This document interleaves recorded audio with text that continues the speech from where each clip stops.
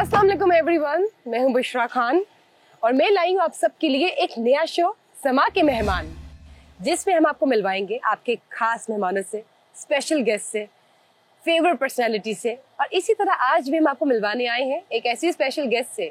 जी हाँ, टॉप के ब्यूरोक्रेट रह चुके हैं, ऑथर है, फिलैंथ्रोपिस्ट है और अपने एक विजन से उन्होंने अखुवत फाउंडेशन की बुनियाद रखी। दुनिया का largest free micro finance programme introduce करवाया और इसके साथ साथ उनको उनकी एक्स्ट्राऑर्डिनरी सर्विसेज के लिए 2021 में रेमन मैग्सेसे अवार्ड से नवाजा गया। 2022 में नोबेल प्राइज के लिए वो नॉमिनेट हुए और इसके साथ साथ 2023 में उन्हें global man of the decade का अवार्ड मिला। तो चलिए आइए मिलते हैं डॉक्टर अमजद साकिब से। अस्सलाम वालेकुम, कैसे हैं आप? वालेकुम अस्सलाम जी, वेलकम वेलकम। क्या हाल है? मैं बिल्कुल ठीक, thank you for your time. जब हम माजी में झांकते हैं तो नजर आता है मिडिल क्लास फैमिली का एक लड़का टाट के स्कूल से पढ़ने वाला उस जमाने में गवर्नमेंट कॉलेज पहुंचा, फिर टॉप के medical school king Edward medical college से एमबीबीएस किया और उसके बाद सीएसएस में भी टॉप किया और इंटरनेशनल स्टडीज भी की। उस जमाने में कैसा माहौल मिला जिसने डॉक्टर अमजद साकिब की इस पर्सनैलिटी को तराशा? देखिए, आगाज तो अल्लाह ताला के शुक्र से होता है, ये उसकी रहमत है। जो कुछ भी मिलता है उसकी अनायात है इंसान के ऊपर, ये उसका इनाम है, उसकी अता है। फिर ऑब्वियसली आपने माहौल की बात की तो आँख खुलती है तो आप अपनी माँ को देखते हैं, अपने वालिद को देखते हैं, अपने घर को देखते हैं। तो मेरी वालदा एक उस्ताद भी थी, तो वो शफ़क़त, मोहब्बत और जितनी भी एक मिडिल क्लास फैमिली की वैल्यूज़ होती हैं, वालिद डिसिप्लिन के कायल थे तो एक और जहत इसमें उसका इजाफा होता है। तो फिर उसके बाद इर्द गिर्द आपके कज़न्स, आपके भाई, मेरे बड़े भाई माशाल्लाह, उनसे कुछ सीखा। फिर उसके बाद उस माहौल से निकल के आप स्कूल जाते हैं। स्कूल में फिर सबसे अहम शख्स जो होता है ना, वो उस्ताद होता है। हमारत नहीं होती। आपने टूटे हुए फर्नीचर की बात की या फटे हुए टाट की बात की, उससे कहीं ज़्यादा उस्ताद होता है जो किसी दरख्त के नीचे बैठकर भी अगर पढ़ा देना इखलास के साथ, तो इंसान की ज़िंदगी बदल जाती है। कोई ऐसा वाकया या कोई ऐसी डांट या कह सकते हैं कोई मेमोरेबल मोमेंट जो आपको अपनी वालदा का अक्सर याद आता हो? बचपन में मुझे ना अचानक पता नहीं क्यों कबूतर पालने का शौक़ शुरू हो गया और पतंगबाजी का शौक़। तो मेरी वालदा ने मुझे मना करके ना तो पतंग भी वापस ले लिया और कबूतरों के बारे में भी उन्होंने कोई अच्छी राय का इजहार नहीं किया और मेरे हाथ में किताब थमा दी। कामयाब इंसान की बजाय वो ज़्यादातर लफ्ज़ इस्तेमाल करती थी, अच्छा इंसान। जब आपकी करियर लाइफ और स्टूडेंट लाइफ देखते हैं तो आपने एमबीबीएस किया, सीएसएस किया, इंटरनेशनल स्टडीज भी की। ऐसा लगता है जैसे मुस्तकिल मिजाजी नहीं है आपकी पर्सनैलिटी में। ऐसा क्यों? क्या कभी आप सेटिस्फाइड नहीं हुए? इतनी फील्ड्स एक्सप्लोर की हैं आपने। नहीं, यही तो मैं समझता हूँ कि मुझ में एक खूबी है कि मैं मुस्तकिल मिजाज शख्स हूँ। देखें, एक दरिया है ना, वो अपना रास्ता बदलता है लेकिन कायम रहता है। तो मैंने वो रास्ते इख्तियार किए हैं। रास्ता बदल सकता है लेकिन मंजिल का जो तयन मैंने किया था अल्हम्दुलिल्लाह, तो उसके हसूल के लिए मैंने अपना आपको वक्फ रखा। यही मुस्तकिल मिजाजी है। यानी हम कह सकते हैं कि आपने इन तमाम सब्जेक्ट्स को जब पढ़ा तो उन्होंने आपकी पर्सनैलिटी को मज़ीद से मज़ीद पॉलिश किया और इन दी एंड आपने ये सोचा कि फिलैंथ्रोपिस्ट जो काम है वो बेहतरीन है। जी जी बिल्कुल, आपने बिल्कुल दुरुस्त कहा। देखें, मैंने फिर दोहराता हूँ इस बात को कि देखें, मैंने जब मेडिसिन पढ़ रहा था तो मैंने एक मिजरी देखी फर्स्ट हैंड हॉस्पिटल में। फिर जब मैं सिविल सर्विस में आया तो फिर मैंने देखा कि लोगों को अच्छी गवर्नेंस ना हो तो कितने मसाइल का सामना करना पड़ता है। इंसाफ नहीं मिलता, आपको अपने हकूक़ नहीं मिलते, फिर तालीम के हवाले से, सेहत के हवाले से, बुनियादी जो ज़रूरियात हैं उसके हवाले से, तो एक बड़ा वाइडर कैनवस पे काम करने का मौका मिला। तो ये बताएं, जब हम बात करते हैं अखुवत फाउंडेशन की, ये विजन, ये बुनियाद कैसे रखी? ये विजन कब आया? कोई स्टोरी, कोई आइडिया या किसी से इंस्पायर हुए? जी जी, देखिए, ये सारी बातें आपने जो कही हैं ये दरअसल यही बुनियाद है। बात यह है कि विजन ऐसा नहीं होता कि आप सोए हुए हों तो सुबह कोई कागज़ का एक पुर्जा आपके तकिए के नीचे है कि this is your vision. Vision जो है ना, ये उम्र भर के तजर्बों का हासिल है। मैं अक्सर कहता होता हूँ कि نیکی اگر ایک برائی اگر ایک دلدل ہے نا، جب آدمی گرتا ہے تو نیکی بھی ایک دلدل ہے. جب گرتا ہے تو پھر وہ گرتا چلا جاتا ہے، پھر اللہ تعالیٰ اس کا ہاتھ پکڑ کے اور نیکی راستے کھل جاتے ہیں اور آسانیاں پیدا ہوتی ہیں.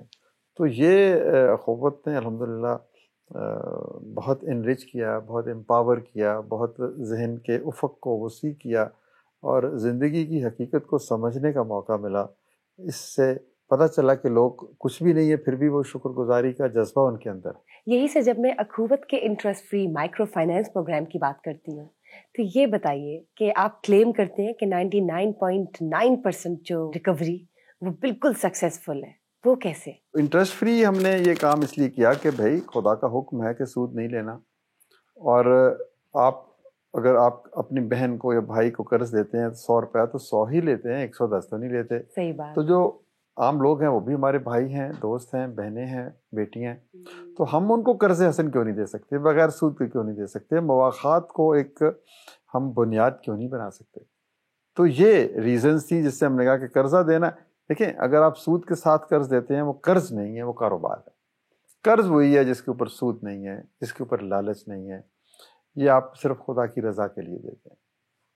دوسری بات 99.9% ریکوری کی طرف جب ہم جاتے ہیں. اب آپ مجھے یہ بتائیں کہ اگر آپ پھول بوئیں گے تو کیا آپ کو کانٹوں کی فصل ملے گی؟ یا اگر آپ کانٹے بوئیں گے تو پھر آپ کو پھول تو نہیں ملیں گے.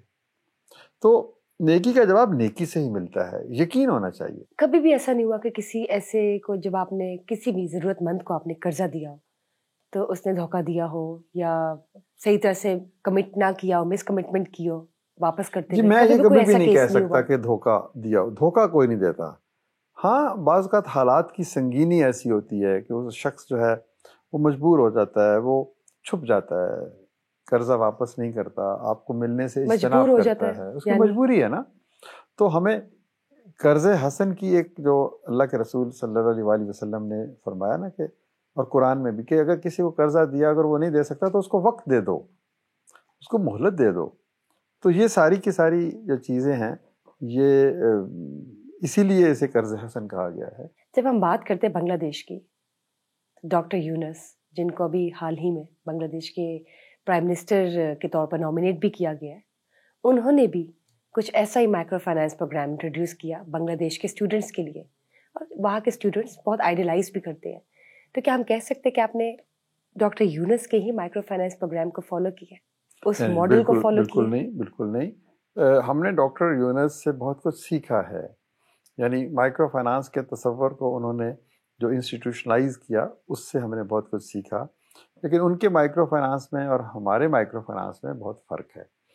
ان کا جو مائکرو فائنانس ہے اس کے اوپر سود لیا جاتا ہے، سود وصول کرتے ہیں. تو ہمارا مائکرو فائنانس جو ہے یہ اسلامی روایت کے مطابق قرض حسن ہے، اس کے اوپر سود نہیں لیا جاتا، سود سے پاک ہے. سود سے پاک ہے. اگر آپ کو موقع ملتا ہے پاکستان کی اکانومی کو سٹیبل کرنے میں یا اس کو تھوڑا بہتر کرنے میں، تو کیا اگر آپ کو اس کے ساتھ ساتھ پرائم منسٹرشپ کی آفر آتی ہے تو کیا آپ ایکسیپٹ کریں گے؟ نہیں دیکھیں یہ سوال مطلب جیسے کہتے ہیں نا کہ I will cross the bridge when I will reach the bridge, تو ایسی البتہ بات ہی کوئی نہیں ہے. ہمارے ملک میں ایک سیاسی نظام ہے اور الحمدللہ وہ سیاسی نظام چلے گا، اس میں استحکام آئے گا.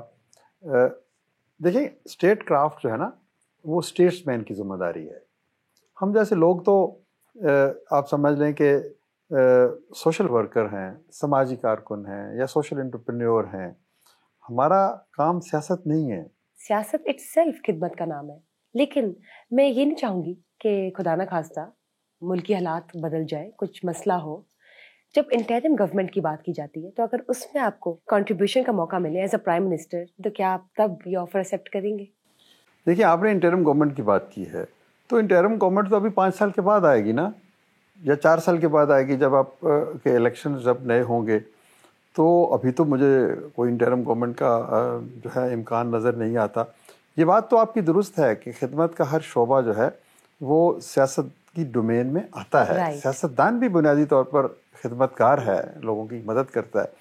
تو وہ جب وقت آئے گا اس وقت فیصلہ ہوتا ہے. لیکن بہرحال میری کوئی خواہش ایسی نہیں ہے. جب ہم ایدھی صاحب کی بات کرتے ہیں، انہوں نے اپنے سوشل ورک کی وجہ سے بہت سے لوگوں کے دلوں پہ راج کیا. تو کیا کبھی آپ نے ایسا سوچا کہ انہی کی طرح، ایدھی صاحب کی طرح آپ نے بھی عوام کے دلوں میں گھر بنا لی ہے؟ دیکھیں ایدھی صاحب تو بہت بڑے آدمی ہیں، تو ان سے تو ہم مقابلہ نہیں کر سکتے، نہ ہم دلوں پہ اوپر راج کرنے کی کوئی خواہش رکھتے ہیں۔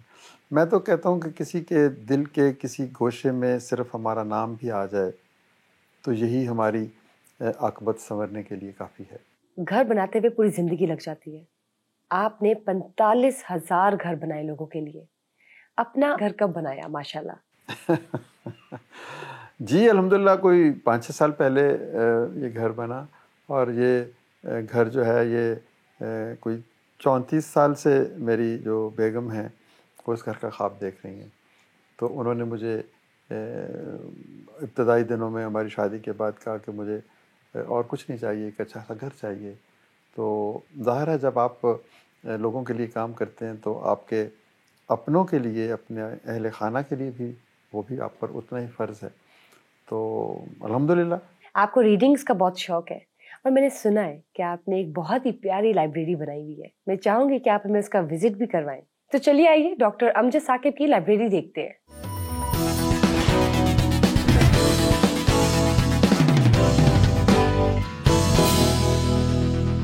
ڈاکٹر امجد، آپ خود بھی ایک ریپیوٹیبل رائٹر ہیں، اتنی آپ نے کتابیں لکھی، لیکن خود سے کن کو پڑھنے کا شوق ہے؟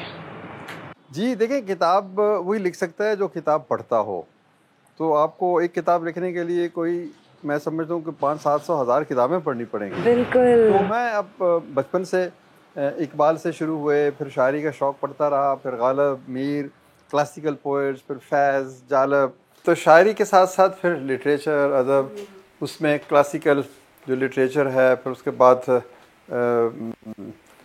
سعادت حسن منٹو، کرشن چندر، عصمت چغتائی، پھر اس کے بعد قرۃ العین حیدر، اور یوں یہ شاعری اور ادب کا حسین امتزاج۔ تو یہ ساری کی ساری چیزیں جو ہیں وہ پھر میری زندگی کا حصہ بن گئیں۔ تو یہ بتائیں آپ کون سا لٹریچر پڑھنے کا شوق رکھتے ہیں؟ دیکھیے لٹریچر میں بہت ساری چیزیں ہیں، مجھے زیادہ شاعری پسند ہے، لیکن اس کے ساتھ ساتھ ناول بھی ہیں، افسانہ بھی ہے، شارٹ سٹوریز بھی ہیں، بایوگرافیز بھی ہیں۔ تو میں تو تاریخ کو بھی لٹریچر کا حصہ سمجھتا ہوں۔ جب لٹریچر کی بات کرتے ہیں، آپ کو کلاسیکل پوئٹس پسند ہیں، آپ نے غالب کو پڑھا، میر کو پڑھا، لیکن آپ کے دل کے نزدیک کون سا ہے؟ دیکھیں یہ دونوں بہت بڑے شاعر ہیں، غالب کا تو خیر مقابلہ ہی کوئی نہیں، لیکن جو درد مندی ہے اور جو اختصار ہے، جو تغزل جو ہے وہ میر کے ہاں بہت زیادہ ہے، تو غالب کا تو ایک افق ہی بہت بلند ہے کہاں تمنا کا دوسرا قدم یارب، ہم نے دشت امکان کو ایک نقش پا پایا۔ کیا بات ہے، کیا بات ہے، نہیں کہہ سکتا۔ تو غالب کا مرتبہ بہت بلند ہے۔ میر دکھ، درد اور ایک جیسے کہتے ہیں نا کہ بے خودی کی کہانی ہے۔ جب فیض کی بات کرتے ہیں تو ان کی شاعری کے دو پہلو ہیں، ایک رومانوی رومانٹک اور دوسرا ریبل سائڈ، آپ کو کون سا پہلو پسند ہے؟ دیکھیے میں یہ کہوں گا کہ فیض کا کمال یہ ہے کہ انہوں نے رومانس کو اور بغاوت کو ہم آہنگ کر دیا ہے، جوڑ دیا ہے۔ جس طرح سے کوئی مقتل میں گیا وہ شان سلامت رہتی ہے، واہ واہ، یہ جان تو آنی جانی ہے، اس جان کی تو کوئی بات نہیں۔ کیا بات ہے۔ تو فیض کے ہاں جو بغاوت ہے نا، وہ ایسی بغاوت نہیں ہے، اس کے اندر بھی شستگی ہے، اس کے اندر بھی تہذیب ہے، اس کے اندر بھی ایک بڑی دنیا تعمیر کرنے کی خواہش اور جستجو ہے، اور وہ ایک بڑے رومانوی انداز میں اپنے اس باغیانہ خیالات کو پیش کرتے ہیں۔ یہی تو فیض کی خوبی ہے۔ جب آج کے دور کی بات کرتے ہیں تو کون سے شاعر اور مصنف کو آپ پڑھنا پسند کرتے ہیں اور ریکمینڈ بھی کریں گے ینگ جنریشن کو؟ جی دیکھیں بہت سارے نوجوان شاعر ہیں، اب میں بہت زیادہ شاعری سے تو جڑا ہوا نہیں ہوں آج کل کی جدید شاعری سے، لیکن پچھلے دنوں میری ایک نوجوان شاعر سے ملاقات ہوئی، ان کا بڑا خوبصورت شعر میں آپ کو سناتا ہوں کہ انہوں نے کہا کہ عشق ٹوٹا تو استخارہ کیا، عشق ٹوٹا تو استخارہ کیا اور پھر عشق ہی دوبارہ کیا۔ واہ واہ واہ۔ تو اس طرح رحمان فارس ان کا نام ہے۔ تو بہت اچھے شاعر ہیں، اور بھی بہت سے اچھے شاعر ہیں، وسیع شاہ ہمارے دوست ہیں، بہت سے اور دوست ہیں جو شاعری کرتے ہیں، آج کے عہد کی بھی نمائندہ شاعری کرتے ہیں۔ لیکن بہرحال وہ جو غالب اور پھر میر اور پھر فیض اور پھر اقبال تو خیر ہمارا ایک نیکی کا اور ایک عظمت کا ایک استعارہ ہے، ابھی تکمیل کو پہنچا نہیں ذہنوں کا گداز، ابھی دنیا کو ضرورت ہے غزل خانوں کی. واہ واہ واہ, کیا بات کر دی آپ. اب ہم کہاں جا رہے ہیں ڈاکٹر صاحب, یہ جی بتائیے. چلیں نا, آپ کو اس گھر کی مالکان سے ملائیں, اپنی بیگم آپ کی سے ملائیں. مسز, جی جی ان سے چلے ملائیں. چلیے, وائی ناٹ.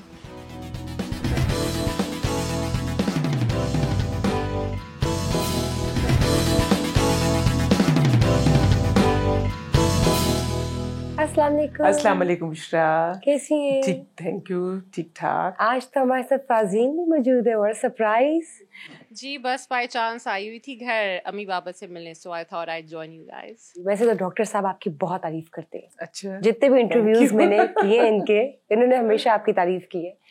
لیکن میں آپ سے پوچھنا چاہوں گی کہ کبھی کوئی ایسی شکایت رہی ہو یا کبھی ناراضگی رہی ہو ڈاکٹر صاحب سے؟ شکایت تو میری ہوتی ہے کہ امجد اپنا خیال نہیں رکھتے, بہت بزی ہوتے ہیں.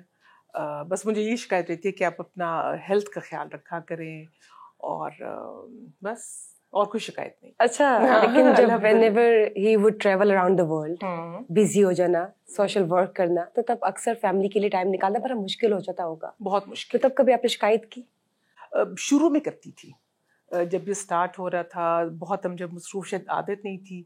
پھر جب میں نے ایسا ایسا دیکھا کہ ہم جگہ پیشن جو ہے نا, تو وہ اس میں کچھ نہیں کر سکتی تھی. تو پھر میں نے کہا کہ نہیں, اف ہی از ہیپی اور الحمدللہ اتنا اچھا کام کر رہے ہیں, تو وائی شوڈ آئی. تو یعنی کہ ہم کہہ سکتے ہیں کہ ایک کامیاب مرد کے پیچھے کامیاب عورت اور عقل مند عورت کا ہاتھ ہوتا ہے. تو وی کوڈ سے اینڈ وی وڈ سے کہ ڈاکٹر امجد ثاقب کے پیچھے ان کی مسز کا ہاتھ ہے. الحمدللہ, ٹھیک ہے, میں بھی ہوں, بٹ سب لوگ ہیں, سب لوگ امجد کو جو ان کے ساتھ ہیں, ایک پوری ٹیم ہے, سب مل کے ہی کر رہے ہوتے ہیں. تو ان کے لیے کھانا خود بناتی ہیں؟ نہیں. کبھی انہوں نے فرمائش کی کہ آج یہ کھانے کا دل کر رہا ہے؟ نہیں, امجد کوئی بہت زیادہ شوقین نہیں ہے کھانے کے. ڈاکٹر صاحب مجھے یہ بتائیں, جس طرح انہوں نے بتایا کہ کھانا نہیں بناتی, کبھی آپ نے فرمائش کی کسی خاص دن؟ جی ہاں, اکثر ویسے تو وہ نہیں بناتی, لیکن میری یہ خواہش ہوتی ہے کہ وہ کم از کم کھانا میرے ساتھ بیٹھ کے کھائیں. اور کبھی کبھی میری فرمائش پہ انڈا آملیٹ بھی کر دیتی ہیں اور فرائی بھی بنا دیتی ہیں. تو آپ کا کبھی دل نہیں چاہا انڈا آملیٹ کے علاوہ آپ کچھ ان کے ہاتھ کا بنا ہوا کھائیں؟ نہیں, جیسے انہوں نے بتایا, میں بہت زیادہ پرٹیکولر نہیں ہوں کسی کھانے کے بارے میں, تو بس I need her presence well I having dinner اور بریک فاسٹ, تو وہ دیٹس انف فار می. اگر آپ کی بیگم ناراض ہو جائے تو کس طرح مناتے ہیں؟ نہیں, پہلے تو یہ بات ہے, یہ ان کی خوبی ہے کہ یہ ناراض نہیں ہوتی. کیا یہ سچ ہے؟ بہت کم ناراض, بہت کم. جی جی. اور اگر ہو جائے ناراض تو پھر ڈاکٹر صاحب آپ کس طرح مناتے ہیں؟ نہیں, میں نے کیا مناتی تھی یہی ہے پھر. اچھا, ناراض ہو کے بھی یہی مناتی ہیں. تو آپ کو معلوم کیسے ہوتا ہے, مطلب کچھ ہوتا ہے نا کہ کوئی سائنس, کچھ تھوڑی دیر کے لیے خاموش ہو جاتی ہیں, تو پھر میں پوچھتا ہوں کہ بھئی کیا بات ہے, کیوں خاموش ہیں, تو پھر میں کوئی اچھی سی بات سنانے کی کوشش کرتا ہوں, تو وہ میں کوئی جوک ڈھونڈنے کی کوشش کرتا ہوں. ویسے میرے جوکس پہ ہنستی نہیں ہے یہ, تو لیکن بہرحال تو خود ہی پھر حالات ٹھیک ہو جاتے ہیں. اور کبھی آپ نے منایا نہیں, کبھی یہ ناراض ہو گئے ہو یا کسی بات پر انبن ہوئی ہو؟ نیچرلی, یہ تو بڑا نیچرل ہے کہ میاں بیوی کے درمیان انبن ہو جائے, اٹ از ویری نیچرل, تو ہو جاتا ہے. اور پھر وہی والی بات کہ منا لیتی ہوں, اچھا چلیے تھوڑی دیر 1 گھنٹہ 2 گھنٹہ چپ ہو گئے, اس کے بعد اچھا چلیں چھوڑیں کیا ہے, بس دیٹس آل. جب ہم فازین سے بات کرتے ہیں تو یہ بتائیے, you grew up watching your father turning into a great philanthropist, ان دنوں کو آپ کیسے ریکال کرتی ہیں؟ Baba has always been a perfect father. ہمارے ہمیشہ سے he's looked after us, he's been the perfect mentor for us. ہر چیز میں انہوں نے ہمیں گائیڈ کیا. سو بچپن سے we've seen him as a perfectionist. We've looked up to him in every way possible. اور we always knew from the start he's a special man, a special father. اور ساتھ ساتھ he's not just a father figure to us, but for the entire country, and everybody is very proud of him. تو جب سے انہوں نے social work میں قدم رکھا, اخوت اسٹارٹ ہوئی, اب تک we've followed him very closely, we've been a part of his journey. اور بڑا اچھا لگتا ہے ان کو اب دیکھ کے اس مقام پہ آ کے. ابھی تک ہم بہت سیکھتے ہیں ان سے, اور ہر روز جب بھی ان سے بات کریں نئی چیزیں سیکھنے کا موقع ملتا ہے. تو yes, we very proud of him. یہ بتائیں, آپ بابا کے زیادہ کلوز ہیں یا اپنی امی کے زیادہ کلوز ہیں؟ دونوں کی کلوز ہوں. ڈفرینٹ سچویشنز میں ڈفرینٹ اوپینینز لینے کے لیے کچھ بابا گائیڈ اچھا کرتے ہیں, کچھ امی اچھا گائیڈ کرتی ہیں. اور جب کوئی چیلنجنگ سچویشن لگے تو کس کو سب سے پہلے کال کرتی ہیں؟ بابا. فرانسین مجھے یہ بتائیں, آپ کی مدر کی بہت سافٹ اور کام پرسنالٹی ہے, تو کون کون سے ٹریٹس آپ نے اڈاپٹ کیے ہیں فادر کے اور مدر دونوں کے؟ یہ تو I think my parents would be the best people to answer that, but I think کہ امی کی طرف سے بالکل یہی کہ کائنڈنیس آئی تھنک بہت زیادہ میں نے سیکھی ہے, کیسے سب کے ساتھ پیش آنا ہے, پوری فیملی کو ساتھ لے کے اکٹھا چلنا ہے, یہ امی میں بہت خصوصیات ہیں. اور بابا کی طرف سے تو دنیا میں اب لوگوں کی خدمت کرنا, اچھے کام کرنا, اچھا انسان بننا, یہ ان کی طرف سے میں نے سیکھا ہے. جب آپ کے فادر کو ڈاکٹر امجد ثاقب کو انٹرنیشنلی ریکگنائز کیا جاتا ہے اور ان کی سوشل ورک پر اپریشیٹ کیا جاتا ہے, تو تب آپ کو کیسا فیل ہوتا ہے؟ بہت اچھا فیل ہوتا ہے. We very proud of him, اور ہمارے لیے ایک لیسن بھی ہوتا ہے کہ we want to be like him. تو ان کی ریکگنیشن جو ہے ہمارے لیے ایک سمجھ لیں لرننگ پوائنٹ بھی ہوتا ہے ہمارے لیے کہ we want to be like him, we strive to be better human beings just like our father is. اور جب ہم بات کرتے ہیں since you are married and you have 3 naughty kids boys, تو ان کو کس طرح مینیج کرتی ہے آپ؟ کس طرح سے اپنی ڈیلی روٹین کو لے کے چلتی ہیں روز؟ It's very tough. ان کو سنبھالنا تو every day I say to my parents کہ اٹس امیزنگ کہ how you brought us up. ہمیں تو آئیڈیا نہیں, ابھی تو جب ہوئے ہیں مائی اون کڈس تب ریئلائز ہوتے ہیں parenting is so tough and Dev done a great job. ہاں, اس میں بھی انٹروین کروں گا. دیکھیں یہ دونوں ہمارے بچے ماشاء اللہ, ایک بیٹی ہے ایک بیٹا ہے, تو دے ور ونڈرفل کڈس. تو کبھی انہوں نے ہمیں تنگ نہیں کیا, کبھی انہوں نے بہت زیادہ کوئی شرارتی نہیں, بٹ دے آر ماشاء اللہ کوائٹ اسمارٹ اینڈ انٹیلیجنٹ. تو لیکن اب ان کے جو بچے ہیں وہ مجھے لگتا ہے وہ اور زیادہ اسمارٹ ہیں, اور زیادہ ان کو جب میں دیکھتا ہوں تو مجھے ان کا ماضی بھی یاد آتا ہے. But I think she is doing quite well, اور اس کے ہسبینڈ کی بھی پوری سپورٹ ہے. شاہد ہمارا سن ان لا ہے, تو یہ بچوں کی اچھی تربیت کر رہے ہیں. تو ہمیں ایک یہ فائدہ یہ ہوتا تھا کہ پورا فیملی, دادا دادی, بہت سارے لوگ, تو یہ بھی ان کو بھی یہی فائدہ ہے الحمدللہ کہ ہماری جوائنٹ فیملی ہے, تو سب لوگ مل کے بچوں کو گروم کرتے ہیں. کبھی کبھار یہ غصے میں آ جاتی ہیں تو پھر ان کو سمجھانا پڑتا ہے کہ تم بھی کبھی بچی تھی. جب ہم ماضی میں پیچھے چلے جاتے ہیں تو آپ نے, آپ کی مسز نے اپنے بچوں کے لیے پیرنٹنگ کے دوران کن باتوں کا خیال رکھا؟ جی دیکھیں, بنیادی طور پر تو ان کی تربیت میں بہت بڑا کردار ان کی والدہ کا ہے.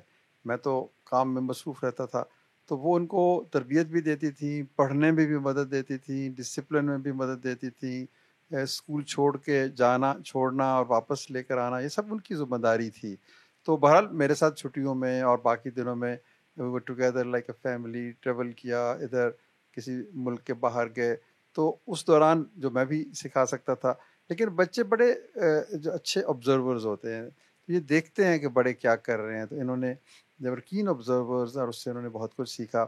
اب جب میں ان کے بچوں کو دیکھتا ہوں تو مجھے وہ چیز پھر سے یاد آتی ہے کہ یہ وہ بچے جو ہیں, اس کے بچے جو ہیں, وہ ان کو بھی دیکھتے ہیں, مجھے بھی دیکھتے ہیں, اور پھر اپنی نانی کو دیکھتے ہیں. تو وہ سب ایک ایسا ماحول بن جاتا ہے جس سے یہ جو تربیت کا جو عمل ہے نا, یہ پھر آگے بڑھنے شروع ہو جاتا ہے. بٹ لیکن میں یہ بھی کہوں گا کہ زیادہ کردار جو ہے وہ میری بیگم کا ہے. اس میں تو کوئی شک نہیں. نہیں بالکل, اس لیے کہ امجد موسٹلی گھر سے باہر ہوتے تھے, اور میں بچوں کا ظاہر ہے کہ اب آئی ایم ہاؤس وائف, تو اب میں نے کچھ تو رسپانسبلٹیز لینی تھی نا, تو اس لیے میں نے بچوں کے اوپر ٹوٹلی اپنا فوکس بچوں پہ رکھا. بٹ جو بچوں کے فیصلے ہوتے تھے, لائک جب when they were in O levels, A levels, selection of subjects, وہ سارا امجد کے ساتھ ڈسکس کرتے تھے. فرانسین آپ بتائیں, آپ نے اسٹڈیز میں کون سے میجر سبجیکٹس رکھے؟ میں نے انڈر گریڈ لاء میں کیا ہے, LLB, پھر ماسٹرز میں نے لاء میں کیا ہے. So this has been my professional degree. Wow, very strict sort of a profession. تو میں یہ پوچھنا چاہوں گی کہ آپ پریکٹس بھی کر رہی ہیں کہ نہیں؟ میں تھوڑا سا ڈیویٹ کر گئی ہوں, بٹ ابھی تک لیگل ایریاز میں میرا انٹرسٹ ہے. I did practice for a couple of years but not working as a lawyer any more. Do you think in future آپ اپنے فادر کو جوائن کریں گے ان کے سوشل ورک میں؟ جی ایبسلیوٹلی, ابھی بھی جتنا میں کر سکتی ہوں میں کنٹریبیوٹ کرتی ہوں. ڈاکٹر صاحب یہ بتائیے کہ آپ نے اپنی مرضی سے شادی کی یا والدہ کی مرضی سے؟ جی دیکھیں, والدہ کی مرضی پرائمری تھی, اس کے بعد پھر میری مرضی بھی شامل ہو گئی, اس کے بعد پھر میری بیگم کی مرضی بھی شامل ہو گئی. تو یہ ہر لحاظ سے آپ اس کو کہہ سکتے ہیں. میں اس کوسچن کا آنسر ڈپلومیٹک کیوں مجھے ڈپلومیٹک نہیں ہے, میں کہہ رہا ہوں کہ یہ ارینج بھی تھی اور پھر لو بھی ہو گیا, پھر سارا کچھ ہو گیا. یعنی لو کم ارینج. تو یہ آپ کو اوپر میں چھوڑتا ہوں کہ how do you interpret it. میں نے اپنا جواب دے دیا آپ کو. ویسے تو ڈاکٹر صاحب پورا ادارہ چلا رہے ہیں ماشاء اللہ, لیکن گھر پر کس کی چلتی ہے؟ It's very simple. گھر پہ امجد ہوتے نہیں ہے تو گھر پہ تو میری چلے گی نا, بیکاز امجد تو گھر میں ہوتے نہیں ہے, تو سارا میں نے ہی مینج کرنا جب گھر ہوتا پر ہے. ہو تب کس کی چلتی ہے؟ Very simple. اور وہ گھر پہ ہوتے ہی اتنا تو it is very true, this is fact کہ نیچرلی اب ظاہر ہے وہ گھر میں امجد ہوتے نہیں ہے. اب سارا مینج کرنا, کھانا کیا پکے گا, یہ کیا ہو رہا ہے, وہ کیا ہو رہا ہے, آج کون آ رہے ہیں, کیا کرنا ہے, تو سارا میں مینج کرتی ہوں. بٹ جب امجد گھر پہ ہوتے ہیں تو پھر امجد ہی ہوتے ہیں, اور امجد اتنا زیادہ انٹرفیئر نہیں کرتے, بالکل انٹرفیئر نہیں کرتے, ان کو اپنے کام سے مطلب ہوتا ہے. مجھے یہ بتائیں ڈاکٹر صاحب, اب ہم کدھر جا رہے ہیں؟ جی اب آپ کو ہم اپنے آفس لے چلتے ہیں, وہاں پر دیکھیں ہم کہاں سے کام کرتے ہیں اور کیا کام ہوتا ہے. بہت شکریہ آپ کا. آپ کا بھی بہت شکریہ, بہت اچھا لگا آپ سے مل کے, اور بہت شکریہ آپ کے. Thank you, and thank you Farazeen for joining over today. Thank you so much, nice meeting you. Likewise it was a wonderful meet up. چلیں ناظرین, اب چلتے ہیں ڈاکٹر صاحب کے آفس کی جانب.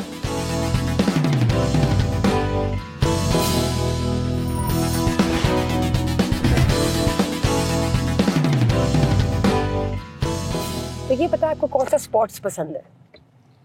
جی بشرا, اس میں ایسے ہے کہ جب میں کالج میں تھا تو مجھے ہاکی بھی پسند تھی, کرکٹ بھی پسند تھی, پھر بیڈمنٹن بھی پسند تھی, ٹینس بھی.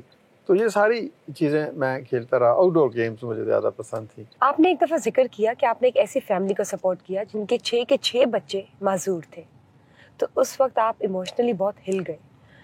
کوئی ایسا واقعہ آپ کی زندگی میں جس نے آپ کو ایموشنلی ہلا دیا ہو؟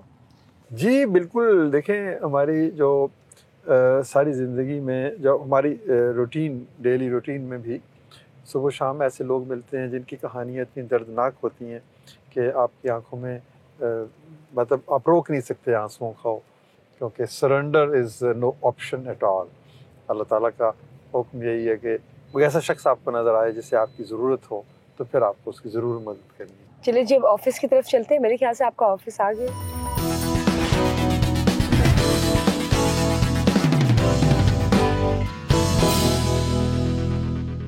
تو یہ جو ہمارا دفتر ہے نا جی, اس میں اخوت کلوتھس بینک کا ایک شاخ ہے. تو یہاں پہ جو لوگ ہیں وہ اپنے کپڑے ہمیں دے جاتے ہیں جو اچھے حالت میں ہوتے ہیں, اور وہ پھر ہم کپڑے اکٹھے کرنے کے بعد پورے پاکستان میں جہاں جہاں ہمارے دفاتر ہیں وہاں پر ہم پہنچا دیتے ہیں. آپ کو سن کے خوشی ہوگی کہ ہم تقریباً 40 لاکھ جوڑے اکٹھے کر کے اب تک ضرورت مند لوگوں میں تقسیم کر چکے ہیں. میں آپ سے بھی ریکویسٹ کروں گا کہ آپ کے وارڈروب میں جتنے کپڑے ایسے ہیں جو آپ نہیں پہنتی وہ آپ ہمیں دے دیں. اوہ ونڈرفل, یہ آپ کا آفس ہے؟ جی, خاک نشینوں کے آفس ایسے ہی ہوتے ہیں. زبردست, یہ آئیڈیا میں نے اپنی زندگی میں پہلی بار دیکھا ہے. تو آئے نا, اس سے پہلے میں نے میرے خیال سے کوئی ایسا آفس نہیں دیکھا. آپ کو بتاتے ہیں کہ یہ اس آئیڈیا کی بنیاد کیا ہے. ضرور پلیز.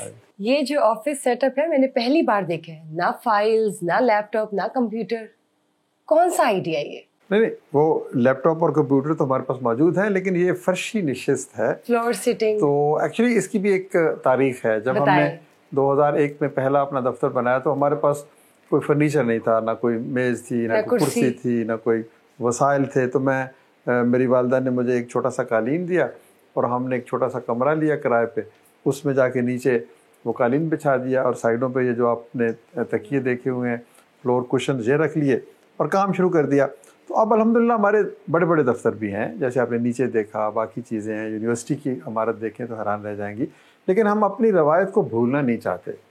تو جو خاک نشینی میں مزہ ہے نا, وہ کہیں پر اور آپ کو نہیں مل سکتا. ویسے بھی کسی صوفی بزرگ نے ہمیں کہا تھا کہ جو زمین پہ بیٹھتے ہیں نا وہ خوش قسمت لوگ ہوتے ہیں، انہیں اور نیچے گرنے کا خدشہ نہیں ہوتا. تو زمین کے ساتھ جڑے رہنا چاہیے. بڑے بڑے دفاتر میں جو جا کے آپ کے اندر کچھ رونق بھی آ سکتی ہے، غرور بھی آ سکتا ہے. تو ویسے بھی ہمارے پورے پاکستان میں جو 800 دفاتر ہیں مختلف شہروں میں، وہ سارے کے سارے فرشی ہیں. تو ہم چاہتے ہیں کہ اگر ہمارا جو دوسرے دوست ساتھی ہیں وہ فرش پہ بیٹھتے ہیں تو پھر ہمیں بھی فرش پہ بیٹھنا چاہیے.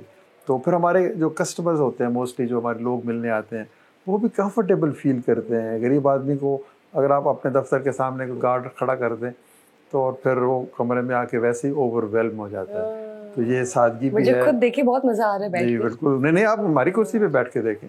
ڈاکٹر صاحب یہ بتائیے، عام طور پر لوگ آپ کے پاس کن مقاصد کے لیے قرضہ لینے آتے ہیں؟ جی ہاں، جب ہم نے 2001 میں یہ کام شروع کیا تو سب سے پہلے ہم کاروبار کے لیے قرضے دیتے تھے. 20 30 40 50 ہزار لاکھ روپے تک. کوئی چھوٹا سا کاروبار کر لیں، کوئی دکان بنا لیں، کوئی ریڈی بنا لیں، کوئی عورتیں گھروں میں کام کر لیں. پھر آہستہ آہستہ ہم نے اس میں زرعی قرضے بھی شامل کر دیے کہ زراعت کے لیے بھی بغیر سود کے چھوٹے قرضے کسانوں کو ملنے چاہیے. لائف سٹاک کے قرضے شامل ہو گئے. پھر ہم نے گھروں کی تعمیر کے لیے قرضے دینے شروع کر دیے. الحمدللہ ہم نے تقریباً 45,000 کے لگ بھگ گھروں کے قرضے بھی دیے ہیں. پھر گھروں کے ساتھ ساتھ پھر ہم نے سولر کے لیے بھی قرضے دینے شروع کر دیے کہ 40-50 سے لے کے 1 لاکھ روپے تک اگر آپ سولر لگا لیں تو آپ کی بہت ساری ضروریات پوری ہو جاتی ہیں. تو سولر کے قرضے بھی ہیں.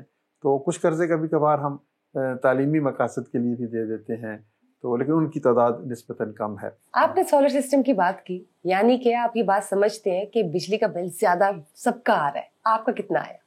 جی ہمارا بجلی کا بل نہیں آتا کیونکہ میں نے تو پہلے ہی سولر لگایا ہوا ہے.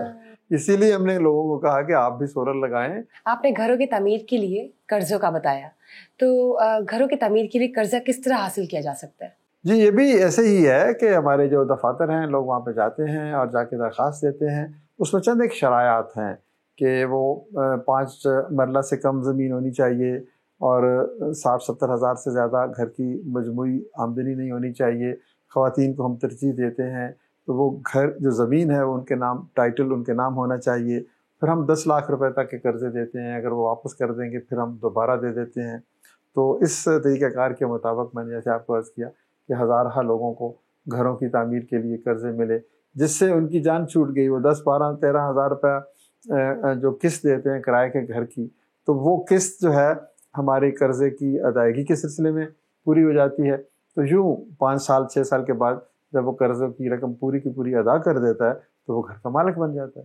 اینڈ پہ کوئی میسج دینا چاہیں گے آپ یوتھ کو؟ جی پیغام تو یہی ہے نا کہ جیسے اخوت نے کام کیا ہے تو آپ بھی اپنی اخوت قائم کریں. اخوت دراصل ایک ادارہ بھی ہے اور ایک تصور بھی ہے. وہ تصور وہ ہے جو آپ کا اور میرا مشترکہ ورثہ ہے، یعنی مواخات مدینہ. جب نبی پاک صلی اللہ علیہ وآلہ وسلم نے کہا کہ ایک شخص کو اپنا دوست بنا لے، تو ہم کہتے ہیں آدھا پاکستان کو دوست بنا لے. ایک طرف ہیوز ہیں، ایک طرف ہیو ناٹس ہیں، تو ہم ایک خوبصورت معاشرہ بنا سکتے ہیں. تو یہ پیغام میں دینا چاہتا ہوں. اور پھر ساتھ یہ بھی ہے کہ ہمیں امید کا دامن نہیں چھوڑنا. اور پھر کبھی کبھی مجھے وہ شعر یاد آتا ہے کہ کشیدہ کار ازل تجھ کو اعتراض کوئی، کشیدہ کار ازل تجھ کو اعتراض کوئی، کہیں کہیں سے اگر زندگی رفو کر لوں. بہت بہت شکریہ آپ کا، آپ نے اپنا قیمتی وقت نکالا سما کے مہمان کے لیے. اور ناظرین، ڈاکٹر امجد ثاقب کی زندگی کے ہم نے آپ کے ساتھ وہ پہلو شیئر کیے جو آپ بہت کم جانتے تھے یا نہیں جانتے تھے. تو دیکھتے رہیے سما کے مہمان. بشرا خان کو دیجیے اجازت.